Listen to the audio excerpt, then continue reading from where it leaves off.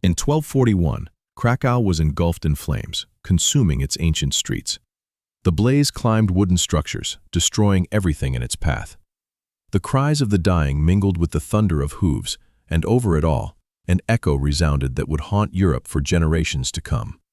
The war cries of Mongol horsemen swept through the heart of Poland like a scythe through wheat. Bodies lay scattered across the streets, some still clutching weapons they had no chance to use. Poland's premier city, abandoned by its panic-stricken inhabitants, fell without a fight. This, however, was merely the beginning. This narrative diverges from typical accounts of Mongol conquests. It's not a tale of inevitable defeat or another chronicle of invincible armies crushing all opposition. What transpired in Poland was extraordinary. The Mongols invaded twice, and twice Poland buckled. But the third time, everything changed. Imagine yourself standing on the walls of Kaunas in December 1287, 46 years after that initial nightmare, watching a new Mongol army approach. You've heard your grandfather's stories. You know what these warriors did to your city, your people, and every kingdom that dared to resist them. Yet, this time, something felt different. The walls beneath your feet were no longer wooden. This time, Poland had learned. This time, Poland was prepared. The question, echoing through history, is straightforward. What had shifted? How did a fragmented, disunited kingdom transform into a force capable of achieving what the mighty kingdoms of Hungary, Rus, and countless others could not? How did Poland become the anvil that finally shattered the Mongol hammer? To comprehend this victory, we must return to its origins. We need to grasp the true terror of the enemy and the utter devastation Poland endured. For the transformation from victim to victor represents one of the most astonishing sagas of medieval warfare, born from absolute catastrophe.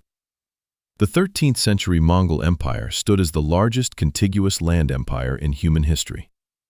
From the rice paddies of Vietnam to the frozen forests of Rus, from the deserts of the Middle East to the steppes of Central Asia, one people conquered more territory than the Romans ever dreamed of, and they did it in under a generation. These were not mere raiders.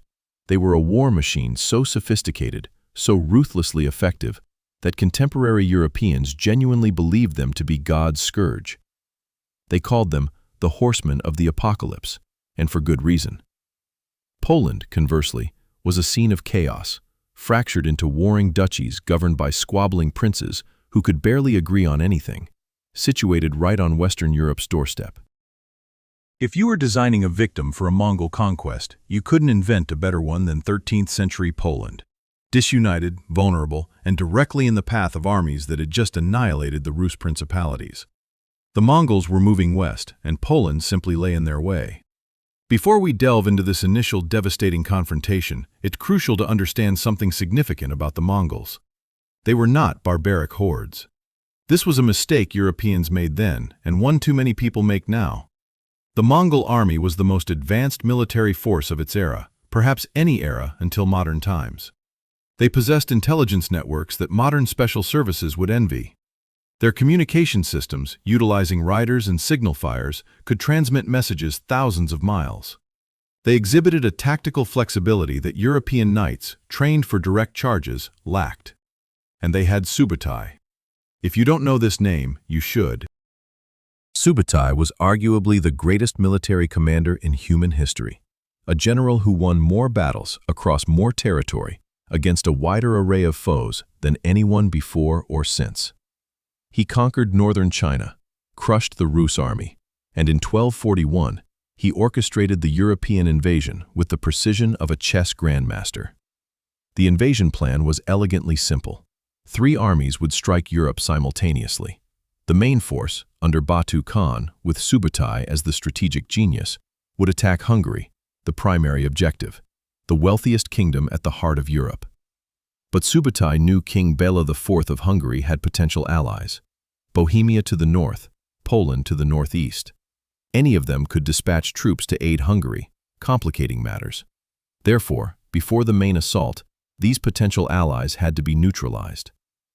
Poland's role in this grand strategy was straightforward. It served as a diversion. A smaller contingent of Mongol cavalry, numbering between 10,000 and 12,000 horsemen under generals Baidar and Kadan, was to sweep through Poland like a wildfire.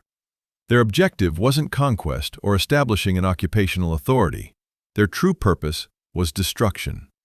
They intended to raze cities, disorient enemy forces, spark widespread panic, and critically, prevent any Polish troops from reinforcing the Hungarians to the south. This was a secondary objective, a mere footnote to their larger campaign, yet for Poland, it signaled an absolute doomsday. The invasion commenced in the winter of 1240, executed with such unforeseen speed that the Poles struggled to comprehend it.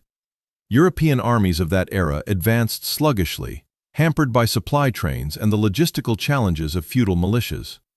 The Mongols, however, moved with lightning-fast proficiency. Their cavalry covered distances in days that would take European armies weeks. They survived on whatever they could forage from the land. Each soldier carried dried meat and mare's milk, eliminating the need for slow, cumbersome supply wagons. Moreover, their intelligence network, built on captured prisoners and local informants, allowed them to pinpoint the exact location of every Polish contingent, even before the Poles themselves fully grasped their own positions. Sandomierz was the first city to fall. The Mongols descended upon it like a tempest, leaving almost nothing to rebuild when they were done. The city simply vanished. It was so thoroughly obliterated that historians are still uncertain of its precise original location. Next came Lublin, a flourishing trade hub, which also succumbed. Zawichost, a significant fortress expected to withstand sieges for weeks, capitulated on February 13th after a swift assault. The Mongols ransacked it anyway, as this was the message they aimed to send. Surrender or resist, the outcome would be identical. Terror was their chosen weapon, wielded with expert precision. It was here that Poland's fragmentation proved fatal. Had Polish forces united, they might have outnumbered the Mongol invaders. Perhaps. But unity demanded coordination, trust, and for warring princes to set aside their differences and act as one. This required time, and time was the one thing the Mongols never afforded their adversaries. At Tursk, on February 13th, the Mongols fought their first major battle on Polish soil. The forces of Lesser Poland, led by a local voivode, confronted them in an open field. Polish knights, clad in mail armor and mounted on heavy war horses, charged with all the courage and valor praised by their culture, only to fall directly into the Mongols' oldest trick. The Mongol vanguard, light cavalry armed with composite bows, turned and feigned retreat. To the Polish knights, raised on tales of glorious charges and cavalry triumphs, this appeared to be a victory. The enemy was fleeing. Pursue them, break their ranks, seize glory. And so they plunged into pursuit, abandoning their infantry far behind, disrupting their own formation in chasing what they believed to be a defeated foe. It was an ambush. It had always been an ambush. The feigned retreat was a cornerstone of Mongol warfare, a tactic they had employed to annihilate armies from China to Persia. The retreating Mongol cavalry drew the Polish knights into a trap, where fresh contingents struck from the flanks, where their horses were exhausted and their formation fractured, where the weight of their armor became a hindrance instead of an advantage. The Battle of Tursk was a massacre.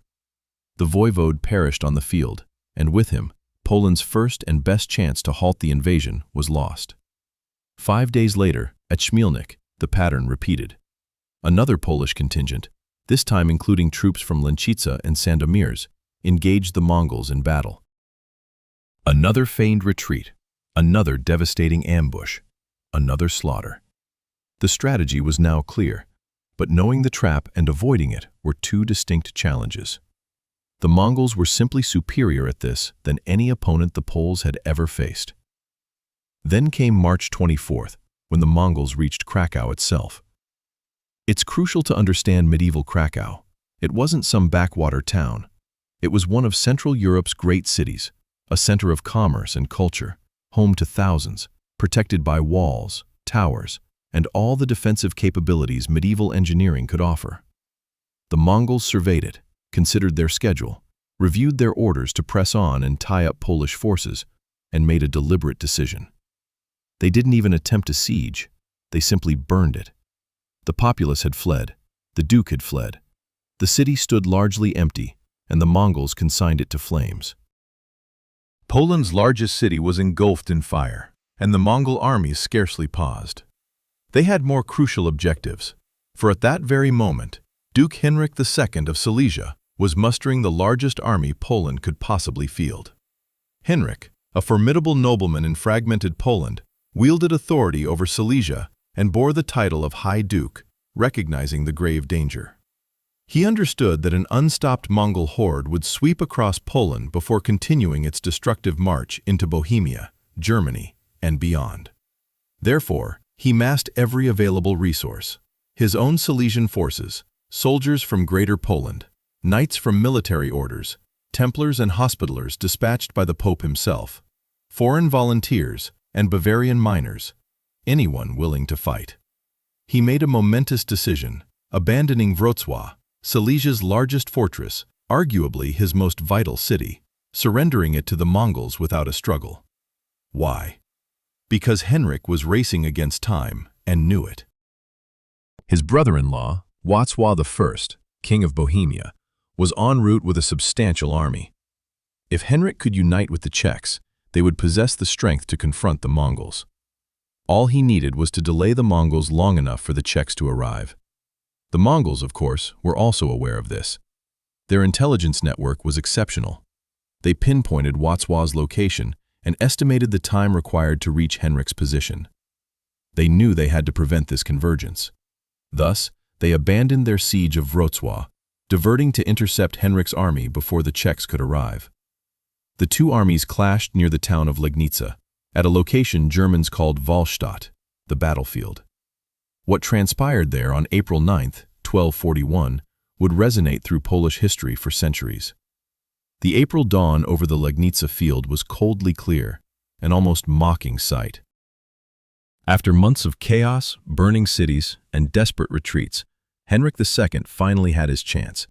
He had assembled a force of 25,000 to 30,000 men, the largest army fragmented Poland had fielded in a generation.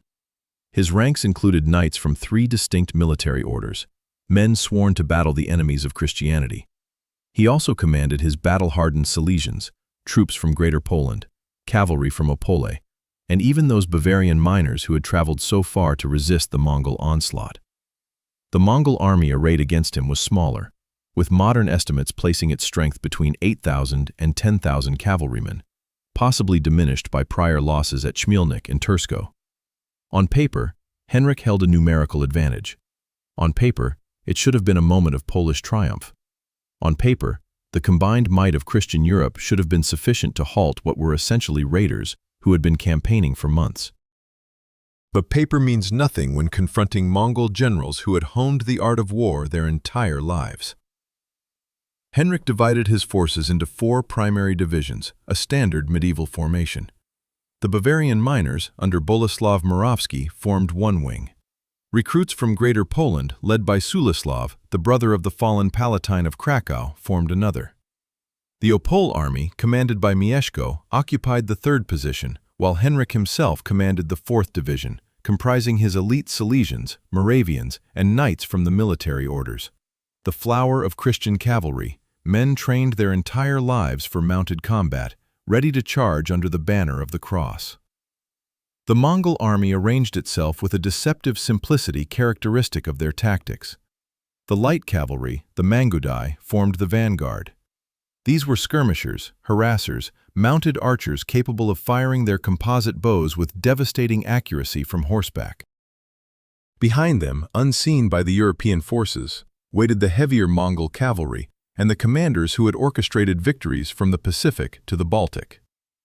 The battle commenced with a thunderous charge by the Silesian cavalry, Henrik's finest mounted troops, who galloped forward to engage the Mongol vanguard. This was what they had trained for. This was what their entire military culture glorified: the charge, the impact, close combat. And for a moment, it must have seemed to work. The light Mongol cavalry retreated before the assault. They scattered, they fled, and every seasoned Mongol warrior on that field knew precisely what was unfolding, for they had executed this maneuver hundreds of times before. Did the Silesian cavalry pursue? Of course, they pursued. Victory seemed imminent, and everything in their training, everything in their culture, dictated that a fleeing enemy must be overtaken and annihilated. Behind them, the cavalry of Greater Poland and Opole, witnessing what appeared to be success, joined the attack. Thousands of heavy cavalrymen, the finest warriors of three kingdoms, thundered across the field in pursuit of light cavalry that seemed to melt away before them. And then it happened. Then the trap sprang shut. From the flanks, fresh Mongol units descended like hammers. The light cavalry, positioned exactly where needed, encircled the pursuing Europeans, and then came the smoke. Whether it was an innovative smokescreen or merely the dust of battle, contemporary chroniclers described a profound murk descending upon the battlefield, obscuring Mongol maneuvers and sparking chaos among the European forces. These troops, having outrun their infantry and deeply engrossed in the pursuit, suddenly found themselves trapped from both sides. The Polish cavalry was plunged into a grueling nightmare. The Mongols demonstrated their seasoned tactics, repeatedly attacking, retreating, and striking again, launching arrows from horseback with an accuracy born of years in the saddle. European warriors, whose training emphasized a single, overwhelming charge, were thrust into a disordered melee where their strengths proved useless and their vulnerabilities became fatal. The engagement rapidly devolved into a massacre. Some historical accounts claimed 30,000 European fighters perished on that field, an undoubted exaggeration. Nevertheless, even careful estimations place the casualties in the thousands. The finest of the Polish nobility, knights from military orders, and volunteers who had come to defend Christendom, all fell in a battle that spanned mere hours. Duke Henry II, recognizing the battle was lost, attempted to escape the field with 3 bodyguards. He did not get far. Mongol horsemen caught him, and near the blood-soaked grasses of Wallstatt, they executed him and severed his head. To utterly crush the will to resist, they then impaled his head on a spear and displayed it before the walls of Liegnitz. The man destined to save Poland was reduced to a war trophy. His wife, Anna, later identified his remains by a unique physical trait. Henry possessed 6 toes on his left foot. This intimate detail imbues the history with a truly heartbreaking quality, picturing a woman searching among heaps of dead, stripped of armor and dignity, counting toes to find her husband. Let me be clear. This is where my personal bias emerges. I have delved into many works on medieval military history, and the Battle of Liegnitz ignites a fury in me that few other conflicts do. This anger isn't directed at the Mongols, who were brilliant strategists executing a masterful plan, but at the stubborn unwillingness of European military culture to adapt. The Mongols had employed the feigned retreat for centuries, annihilating armies from China to Hungary with this very ploy. Yet, the Polish knights, so confident in their training, valor, and heavy armor, chased the retreating foe with the tactical finesse of a bull charging a matador. Bravery cannot substitute for intelligence, and courage is pointless when you gallop headlong into an obvious snare. If this frustrates you too, if you wonder how it could all have been averted had Europeans simply learned from their adversaries instead of dismissing them as barbarians, please let me know in the comments. We will witness this pattern repeat time and again, and I want to know if you share my disappointment, watching allegedly brilliant military minds make the same blunders repeatedly. The immediate aftermath of Liegnitz was chaotic. King Wacław of Bohemia, who was en route to join Henry, arrived a day late to discover the Polish army annihilated. He retreated to Bohemia, though his forces did manage to repel a Mongol reconnaissance incursion near Kłodzko. The Mongols, having fulfilled their objective of neutralizing any potential aid to Hungary, dispersed into raiding parties. They devastated Moravia, terrorized Silesia, and advanced into Lusatia. Small detachments roamed the countryside, seizing whatever they desired, burning what they couldn't carry, leaving a wake of destruction that would take generations to mend. Just 2 days after Liegnitz, on April 11th, another devastating blow fell. In the Battle of Mohi in Hungary, Subutai and Batu Khan annihilated the Hungarian royal army, leading to the deaths of between a quarter and half of Hungary's population in the subsequent campaign. Within a single week, Eastern Europe's two most formidable kingdoms were broken. The path to Western Europe lay open. Then, something utterly unforeseen occurred. In December 1241, far in the Mongol capital of Karakorum, Nogai Khan died. As the Great Khan, the supreme ruler of the Mongol Empire, his death necessitated all princes of the blood to return home for the Kurultai, the grand assembly that would elect his successor. Batu Khan, who had been planning to advance west towards the Atlantic Ocean, was forced to abandon his conquests and trek thousands of miles back across the steppe. Europe was spared not by military prowess, superior defenses, or some brilliant strategic counterattack, but by sheer luck, a death in Mongolia. The Mongols withdrew, and Western Europe breathed a sigh of relief. But for Poland, there was no relief. Liegnitz was an unmitigated disaster on all fronts. Henry II's death set back the unification of Poland by decades. The disunity that had initially weakened Poland now became entrenched as rival heirs vied for fragments of his domains. Silesia, under Henrik's control, completely detached from Polish influence, eventually integrating into the Bohemian crown. Cities like Sutesk were never rebuilt. The psychological damage ran deeper than the physical scars. Poland had learned the terrifying capability of the Mongol Empire. It had experienced firsthand what it meant to stand in the path of the most formidable war machine the medieval world had ever witnessed. The Poles grasped that courage, heavy cavalry, and Christian faith were insufficient against an adversary simply superior in the art of war. The crucial question was whether they would grasp the right lessons. Could they adapt, or would they merely cling to the hope that the nightmare would never recur? It's a fact that in the mid-13th century, the Mongol Empire neither forgot nor forgave, and certainly didn't cease expanding just because one Khan passed away. The empire persisted under new leadership and with renewed ambitions. Poland, positioned directly on the frontier, blocking the path to the affluent Western kingdoms, remained a target. 18 years. That was the extent of the time Poland had before the Mongols' return.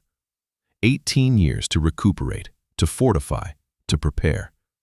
18 years to absorb the lessons from the 1241 catastrophe and construct a defense capable of thwarting the next invasion. Yet, a significant portion of this time was squandered. So, by 1259, if you were a Polish peasant who survived the initial onslaught, you had spent the past 18 years attempting to forget, rebuilding your village, reseeding your fields, or raising children who had never witnessed riders with their composite bows and merciless efficiency. Perhaps you even came to believe it was a singular disaster, a divine wrath that had passed, a nightmare that wouldn't resurface. You were mistaken. In 1259, the Golden Horde, the western division of the Mongol Empire, now led by Khan Burka, decided it was time to remind Poland who truly controlled the steppes to the east. This wasn't the large-scale coordinated invasion of 1241. This was something almost more insulting. A raid.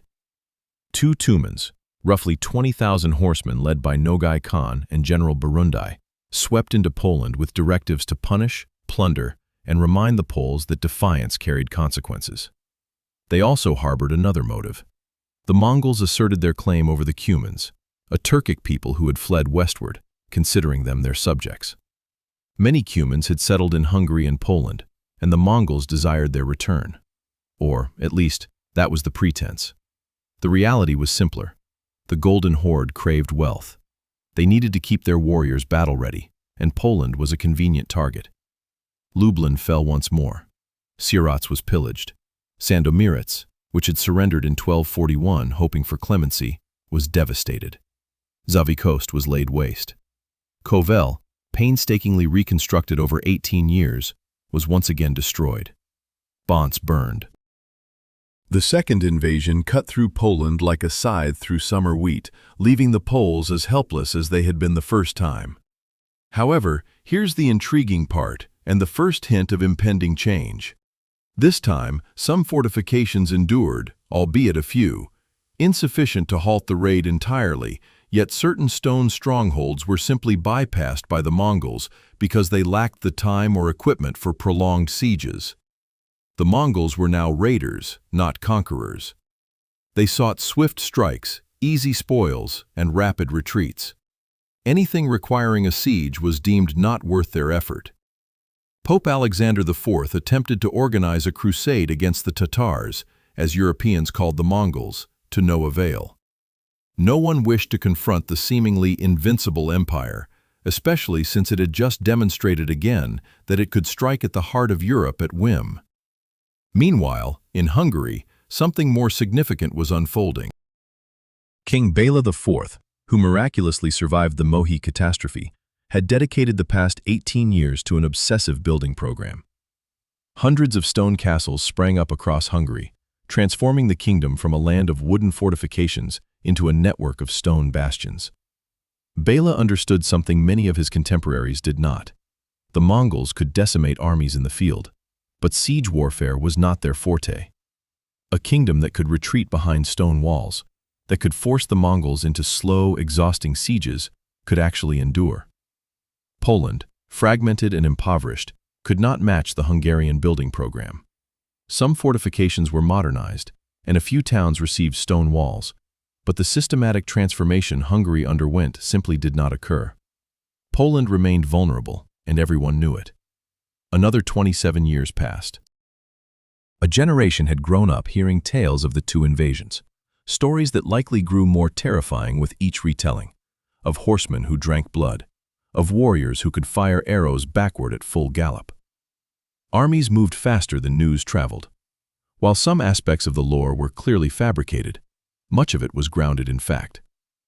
Over the span of 27 years, Poland underwent a gradual transformation, not an instantaneous or overwhelming one, but a steady rebuilding, brick by brick, emerging from the ashes of 1241 and 1259 as a revitalized nation. At the heart of this resurgence was a figure who likely never envisioned himself a hero, and certainly didn't expect to rescue his kingdom from the Mongol Empire. His name was Leszek II, historically known as Leszek the Black, perhaps due to his dark hair or a solemn disposition. He became the High Duke of Poland in 1279, inheriting a fragmented realm where the title of High Duke held less sway than it should have. Leszek wasn't a warrior king, like the legendary Bolesław the Brave. He was a political survivor in challenging times, a man who understood that strength lay in unity and proactive preparation, rather than in glorious but reckless assaults. In 1282, merely 3 years into his rule, this understanding faced a severe test when the nobility rebelled. The intricacies of medieval Polish politics are complex and, frankly, quite tedious. However, the subsequent events hold significant importance. In 1285, Leszek confronted a major uprising led by powerful nobles, including a prominent voivode of Sandomierz. The rebels effectively drove Leszek out of Poland. He was forced to seek refuge in Hungary, that very Hungary which had been transformed into a fortress state, and plead for assistance. On May 3, 1285, at the Battle of Bogucice, Leszek returned with Hungarian backing and quelled the rebellion. This was a decisive victory that not only crushed his adversaries, but annihilated them. From that point onward, Leszek's governance grew more stable, centralized, and capable of tangible action. And what did he accomplish? Primarily, it involved fortifications, many fortifications. Krakow Castle, twice ravaged by the Mongols, was completely reconstructed in stone. Not wood, which could burn, not earth, which could crumble, but stone, capable of withstanding fire and siege engines. The castle was equipped with catapults and crossbows, weaponry capable of striking back at attackers. Sandomierz received similar upgrades. Tuchola was fortified. Even the Visegrad Abbey in the Świętokrzyski Mountains, a monastery typically defenseless against raiders, was converted into a defensive position. This wasn't the grandiose construction program undertaken by Hungary, but it was significant. For the first time since the Mongol incursions began, Poland was planning, not merely hoping or praying, but genuinely preparing for the inevitable return of the Eastern threat. At this juncture, I'd like to pause and explain what I believe is crucial to grasp how the third invasion differed. The first two times the Mongols attacked Poland, they encountered a reactive kingdom. React to the invasion when it happens. React to the army when it arrives. React to the siege when it begins. Everything was reactive, defensive, in the worst sense of the word. What Leszek was slowly and quietly achieving was transforming Poland into a proactive state, constructing defenses before the army arrived, formulating strategy before the siege commenced, contemplating how to wage the next war, not the last. This is a subtle shift, yet it distinguishes the victim from the survivor. It's the difference between relying on luck and actively forging one's own fortune. In 1287, as Nogai Khan began assembling his forces for the third invasion of Poland, this transformation was poised to make all the difference. If you are captivated by this tale of transformation, of a shattered kingdom gradually building its strength to confront an empire, be sure to subscribe, because what follows will be the ultimate reward for all this preparation. And I promise you, it will be worth it. In November 1287, Nogai Khan, one of the Golden Horde's most formidable generals, dispatched a message to the princes of Rus, Mongol vassals who controlled the lands between the steppe and Poland. The message was unequivocal. Gather your armies and march with me against Poland. This was no request. It was a command from a man capable of obliterating anyone who refused. The Galician Volhynian Chronicle describes what Nogai assembled as a colossal army. 30,000 cavalry, an immense force by medieval warfare standards. This was not a mere raid, as in 1259. This was a serious military operation, intended to punish Poland for perceived affronts and to prevent Duke Leszek from interfering in Hungarian and Rus politics. The plan was intricate. 2 columns would invade simultaneously. The northern column, consisting of 20,000 men, including Romanian vassals under Nogai Khan, would advance towards Sandomierz and northern Lesser Poland. The southern column, 10,000 pure Mongol and Turkic cavalrymen under Nogai himself, would head for Krakow and the region around Stary Sots. The two forces would plunder their respective areas and then rendezvous north of Krakow. Their initial plan involved devastating central Poland along a predetermined path before retreating to Rus. They envisioned returning with their horses laden with spoils and their prestige further solidified. This was an excellent strategy, one that had proven effective twice before, viewing Poland as an easy target rather than a formidable adversary. However, for the first time in nearly half a century, Poland was prepared to challenge these assumptions. On December 7, 1287, Nogai Khan led his 20,000-strong cavalry westward from a camp near Vladimir into Polish territory. It was winter, a season when medieval armies typically withdrew to winter quarters, awaiting spring. Yet, the Mongols consistently understood that surprise attacks were vital to a successful strategy. Winter also offered frozen rivers, which served as natural highways for their cavalry. This season, which incapacitated European forces, actually enhanced Mongol speed. Nevertheless, the Vistula River remained unfrozen. The river, intended to be a convenient thoroughfare, still flowed, compelling Nogai army to search for fords, moving south along its banks. This caused a loss of precious time and, more crucially, the element of surprise. This marked the initial setback, the first indication that this invasion would deviate from previous ones. When the Mongols reached the Sandomierz stronghold, they anticipated encountering what they had seen twice before: easily burnable wooden walls, terrified defenders ready to surrender without a fight, and a swift victory that would set the tone for the entire campaign. Instead, they were met with stone. The citadel, which had fallen so quickly in 1241, had been completely rebuilt. It now featured stone walls, fully prepared and provisioned, manned by a determined garrison with catapults on the ramparts and crossbowmen in the towers. The Mongols besieged it, but failed. For the first time in 3 invasions of Poland, a large Mongol army was unable to capture a significant fortification. Sandomierz held, and Nogai's army, which had planned to plunder the city and use it as a base, was forced to lift the siege and continue the campaign without this victory. This event held immense significance. Its impact cannot be overstated. Mongol strategy relied on swiftness, speed, and the psychological impact of an unstoppable advance. Each failure to capture a target, every instance of having to bypass a fortress or abandon a siege, eroded their aura of invincibility. In medieval warfare, morale and reputation were as crucial as actual fighting capability.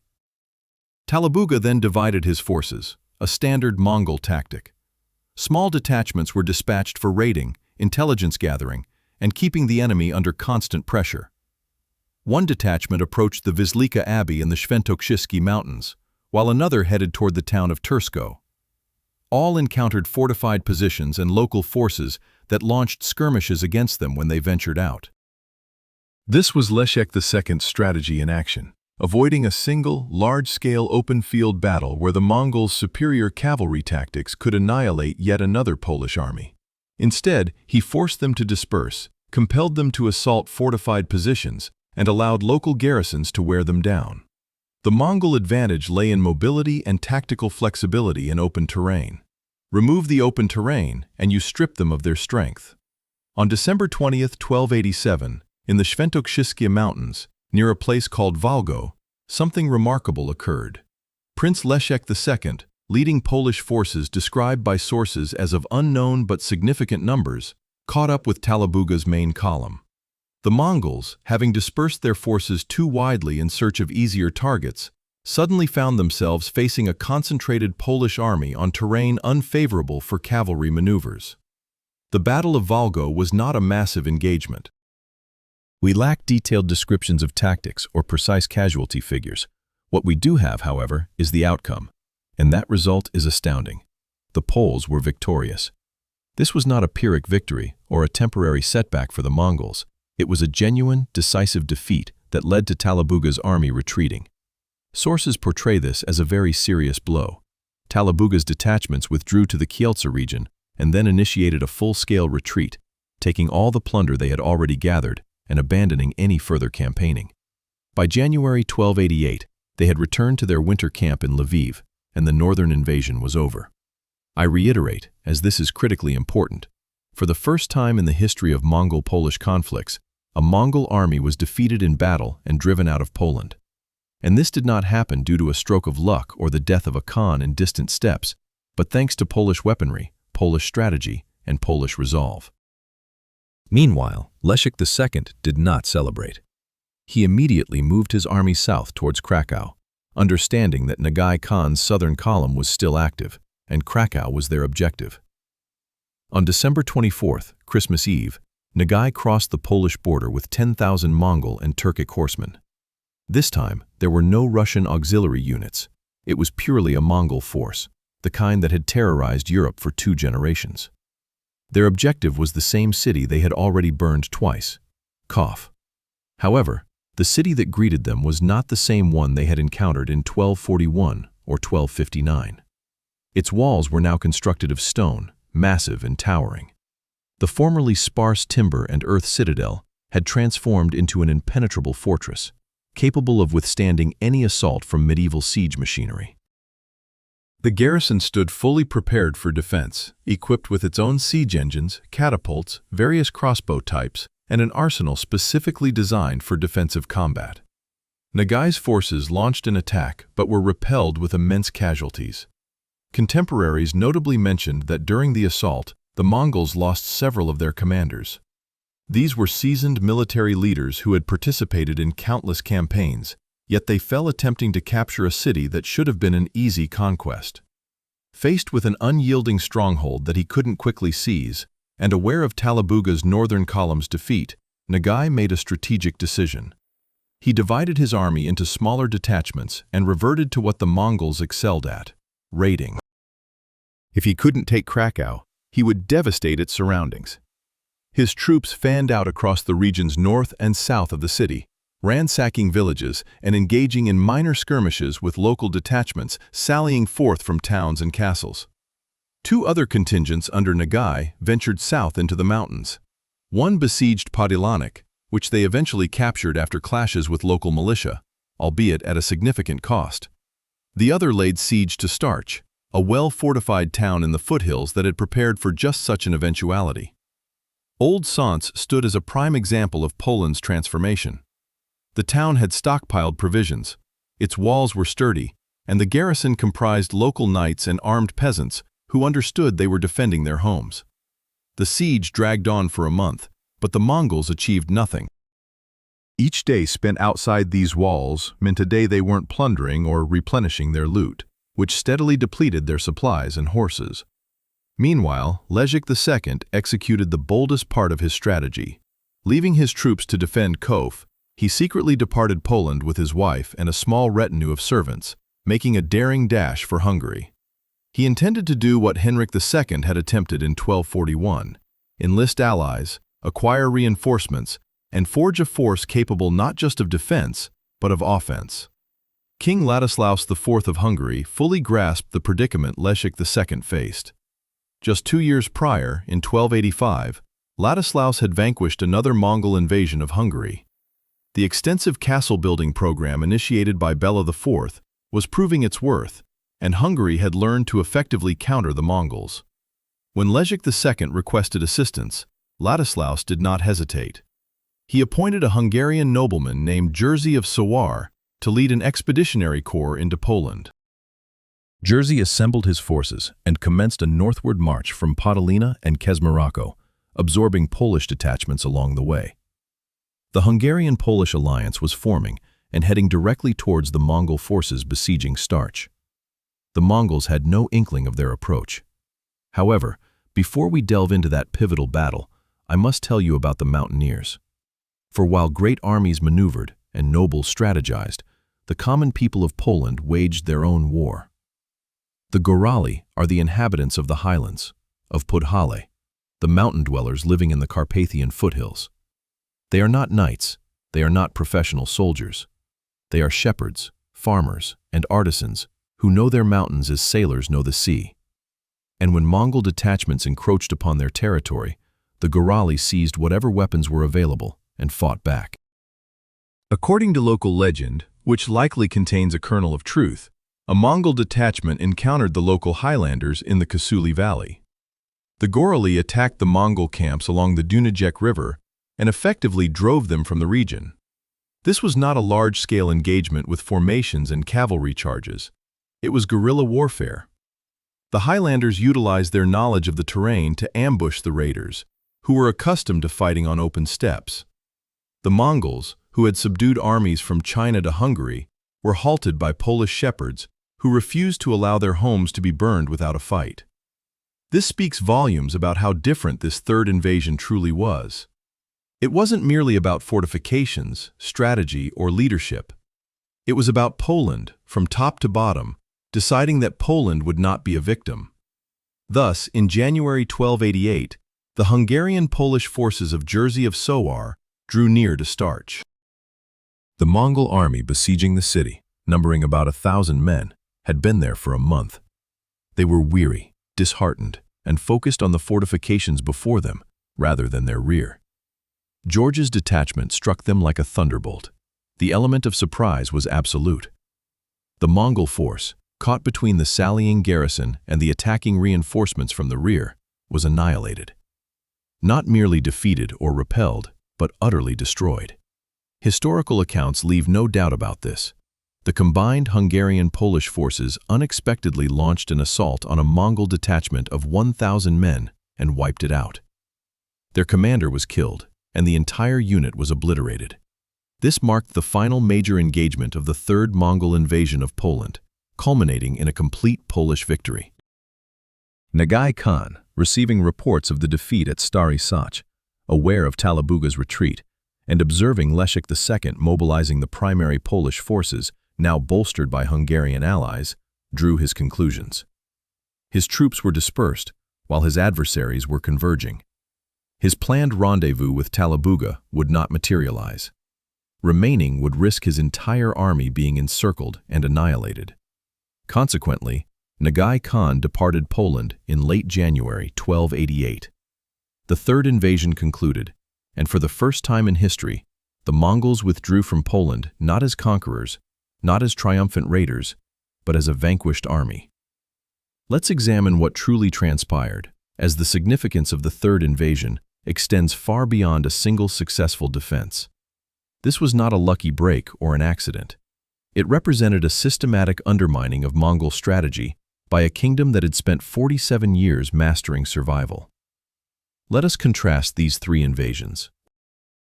In 1241, Poland suffered approximately 30,000 casualties solely at Legnica. Krakow was scorched. Wrocław was abandoned without a fight. Sandomierz surrendered, yet was plundered regardless. The Mongols swept through Poland like a scythe through a field, achieving all objectives and leaving desolation in their wake. In 1259, this scenario repeated itself. Lublin, Sieradz, Sandomierz, Krakow. Everything was looted. The Poles were powerless to stop them, barely able to slow them down. The sole reason things weren't worse was that this time the Mongols were raiders, not conquerors, and they departed once they had what they wanted. In 1287 to 1288, the Mongols failed to capture any significant city or castle. Sandomierz held, Krakow held, Stary Sącz held. They did seize some villages and smaller towns, of course, but nothing substantial. They incurred considerable casualties, including experienced commanders. They suffered a genuine military defeat at Wagu and total annihilation at Stary Sącz, then retreated, abandoning their objectives and suspending their campaign. Historian Stefan Kowaliński identifies two primary reasons for this dramatic shift. Firstly, the Mongol leadership was fractured. Talabuga and Nogai exhibited poor coordination, possibly due to rivalry or strategic disagreements. When Talabuga withdrew after his defeat, Nogai was left isolated, and a divided invasion force is a weak invasion force. However, the second reason is truly impactful. Poland's revamped fortifications made settlements considerably harder to capture, enabling Leszek II and his nobility to execute a three-stage defense plan that was, frankly, ingeniously simple. The first stage involved passive defense by garrisons. Fortified towns and castles held their ground, resisting intimidation and forcing the Mongols either to lay siege or bypass them. Each bypass stronghold served as a sanctuary for the local populace and a base for future operations. The second stage involved sorties by local forces to combat smaller Mongol detachments. This aspect is often understated. While the main Mongol armies were formidable, their smaller raiding parties were vulnerable. Polish forces launching from fortified positions could strike these detachments, harass them, inflict losses, and retreat behind their walls. This death by 1,000 cuts led to the third stage, a counterattack by a large unified Polish-Hungarian army against the dispersed and weakened Mongols. This is precisely what transpired at Stary Sącz. And this is precisely what would have befallen Nogai's entire force had he remained in Poland. Once the Mongols were spread thin and weakened by losses and minor setbacks, they could not withstand such an assault. This approach was elegant, effective, and a complete reversal of the strategy Poland employed in 1241 when they attempted to confront the Mongols in open field battle and were decimated. Now I wish to clarify something, because in my opinion, history tends to overcorrect and begin viewing a defeated nation as incompetent. The Mongols were not incompetent. They remained one of the most efficient military forces globally. Their cavalry tactics still outmatched European knights in open field engagements. Their strategic planning remained sophisticated. However, warfare transcends mere tactics. It centers on adaptability, the capacity to learn from mistakes and adjust one's strategy. The Mongols persisted with the same tactics that had proven effective across 3 continents for 2 generations. Yet Poland fundamentally altered the dynamic. They wisely avoided attempting to best the Mongols in cavalry maneuvers, recognizing it as a losing proposition. Instead, they engineered circumstances where Mongol mounted tactics proved less efficacious, thereby neutralizing their adversaries' advantages. Stone fortifications are impervious to the prowess of mounted archers, nor do feigned retreats work against them.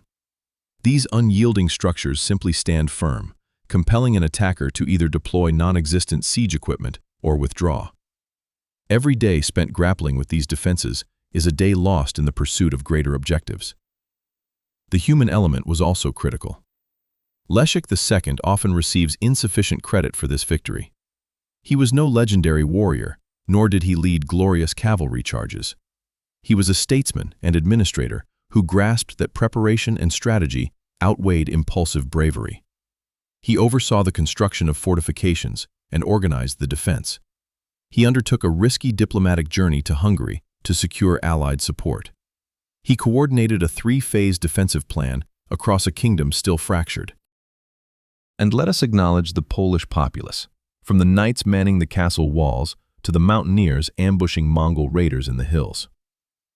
The distinction between 1241 and 1287 extended beyond mere fortifications. It encompassed a spirit of resistance, a resolve to fight, a refusal to passively accept Mongol inevitability. This is what truly resonates with me, and I confess to becoming somewhat emotional about this historical narrative. Poland in 1287 was not a major power. It lacked wealth and unity. It did not possess the resources of Hungary or the military sophistication of the Teutonic Knights.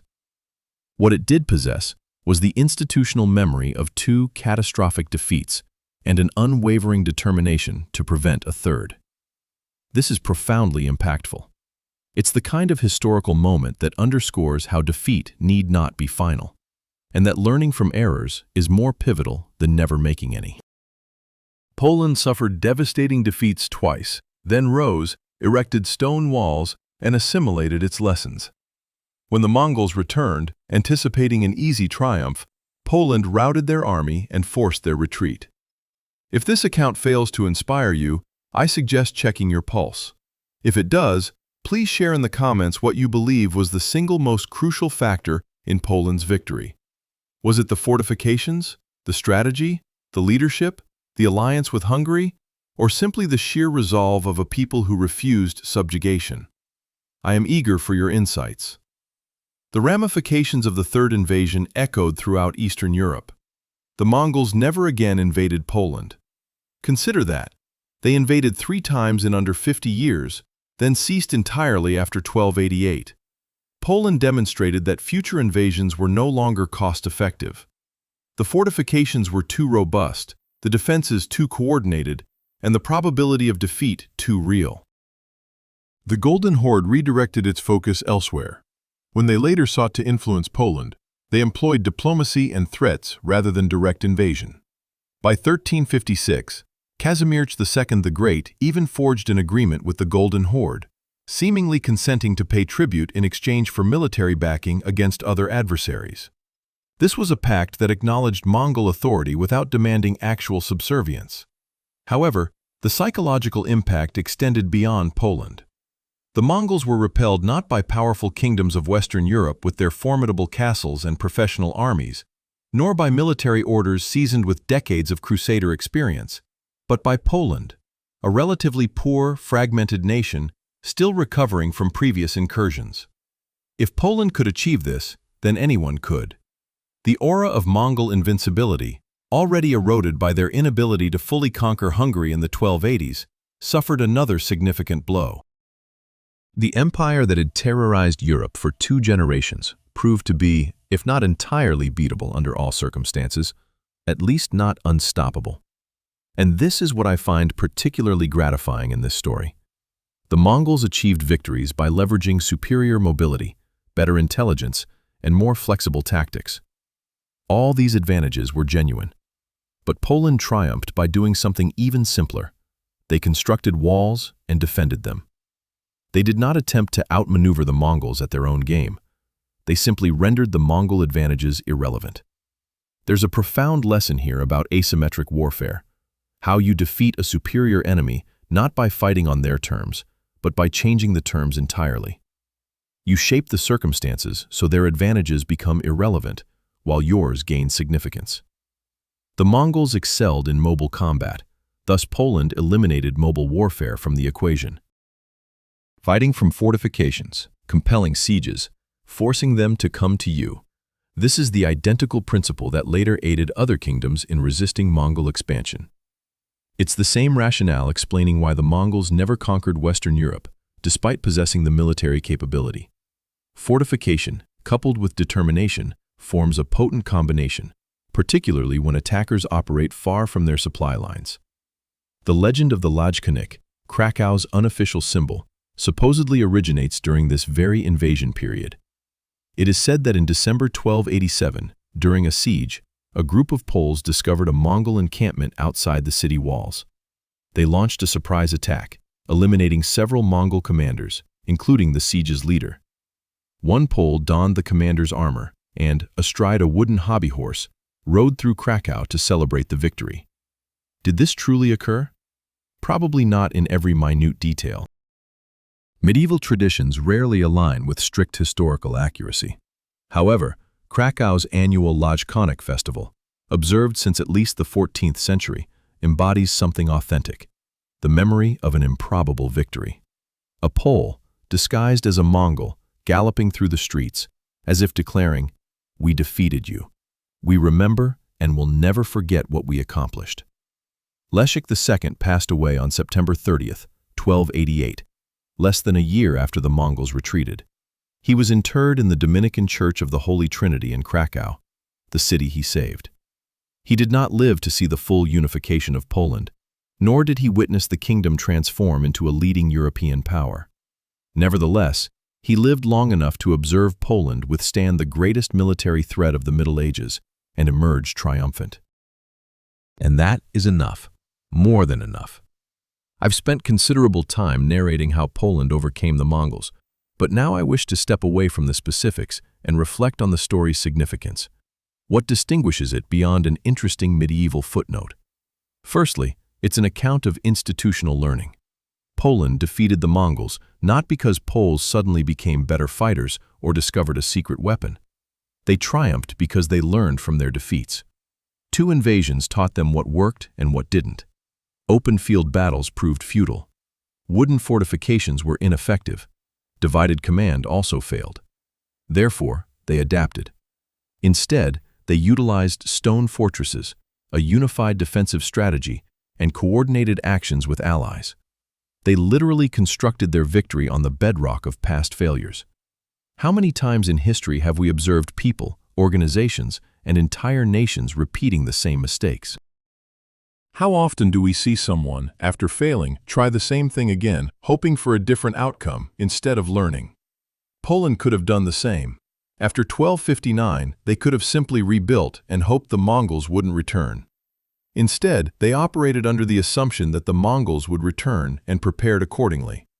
This mindset differentiates survivors from victims. Survivors anticipate the worst and prepare for it. They don't merely hope for the best, they work to optimize the situation. And when crisis strikes, they are ready. Secondly, it is a narrative of asymmetrical warfare. The Mongols possessed every advantage in mobile combat: superior horses, expert archers, refined tactics, precise coordination. Engaging them in open battle was a recipe for disaster. Europeans, stubbornly, kept trying because cavalry charges were what they knew, what their culture glorified, and on which their entire military system was built.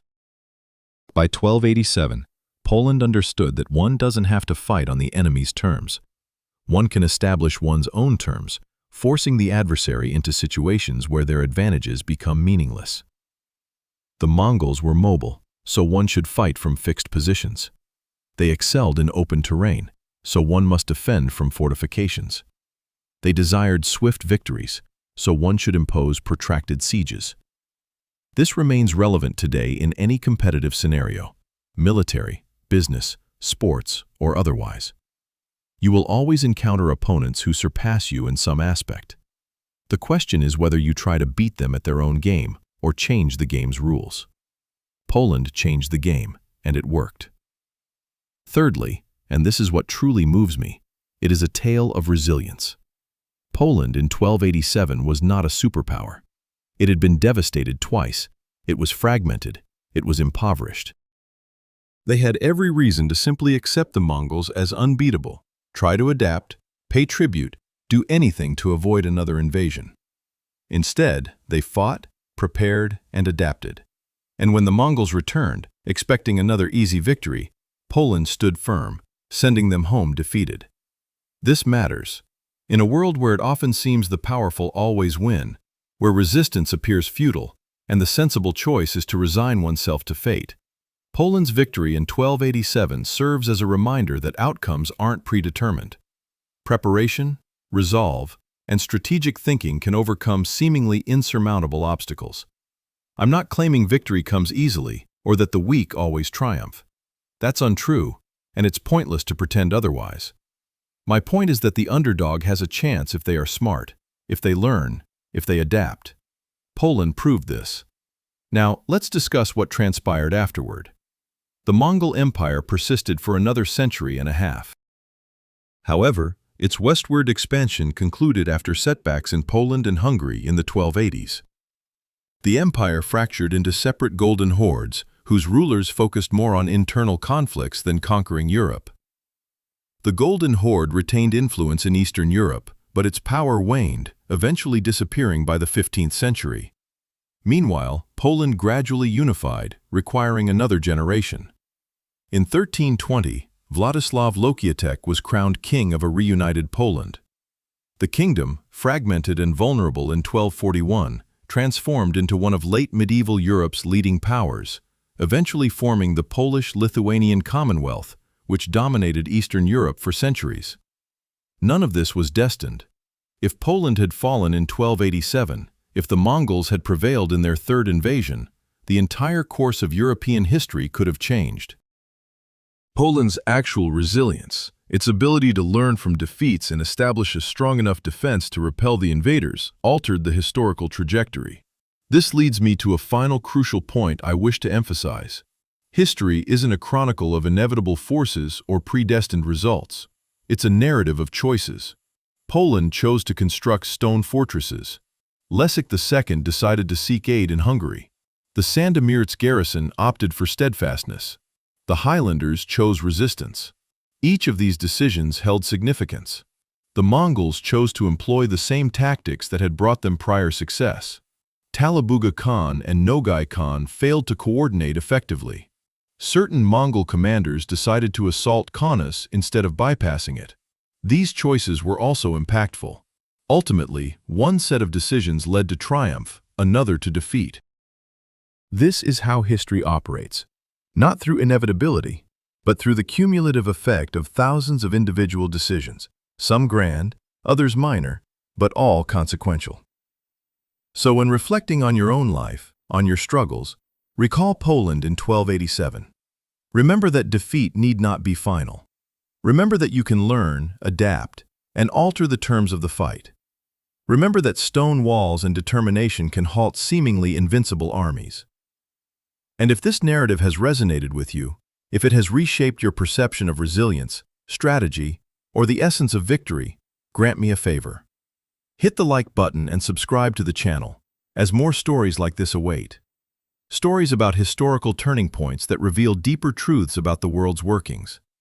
Leave a comment and share which lesson from Poland's victory you consider most paramount, because I am genuinely interested in what struck a chord with you. Share this video with someone who needs a tale of overcoming incredible odds. Because in a world that often appears subject to forces too formidable to challenge, we all require reminders that resistance is not in vain, that learning from setbacks is possible, and that sometimes, just sometimes, the underdog prevails. Poland confronted the Mongol Empire 3 times. Twice it fell. Once it endured, and that single instance proved sufficient to change history. The horsemen of the apocalypse invaded Poland, anticipating another straightforward victory. They encountered stone fortifications, resolute defenders, and a kingdom that had learned from its errors. They discovered a Poland unwilling to be victimized again, and they never returned. This is the essence of resilience.